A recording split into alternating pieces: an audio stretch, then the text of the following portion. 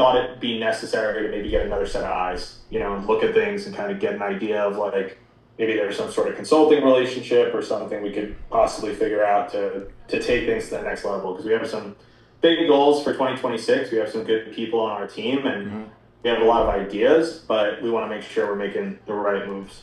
Doing is mandating an electric bill on every appointment. What have you found with that? You got to on the virtual sales. Yeah. In homes you don't, but if you don't, man, it's just it's gonna drop the closing ratio so much, and you're already naturally on doing virtual closes. You're naturally gonna have a little lower sit rate and a little lower close rate. Like if you don't have the exact numbers to put in, if it's like okay, this is what it is, and then trying to get a bill after or getting a bill on the phone, it's difficult. It's easy to do in the home, but the confirmation system, man.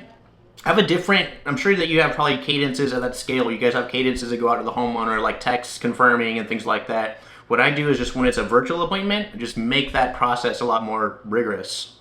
I have confirmers that they'll hit the calls, call them twice back to back, right? And they have 4 touches a day. So the day before, they'll call all the appointments for the next day to try to confirm them. They start like 8 to 10, you'll always get a big jump in contacts.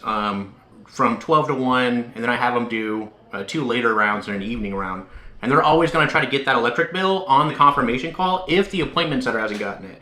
So like one way that I found to kind of just have a bunch of different nets through is to push for the rep setting the appointment to try to have them get the bill actually when they're setting a virtual appointment, which sounds tough, but at least it's worth a shot, and you'll get 1 out of 5 of them to actually, before we let you go, since this is a virtual appointment, do you have a copy of the bill? If they're like, no, I don't got it right now, I'm in the car, I'm driving, no worries, yeah, the confirmer, they'll reach out, but we'll send you some info where you can send the bill in, then the confirmer trying to get the bill, and I also have like double the text going out requesting the bill. So it's a kind of a rigorous confirmation system to be able to have a good sit rate and close rate on the virtual appointments, but generally, right now, get the bill on the phone right then. They're not setting it.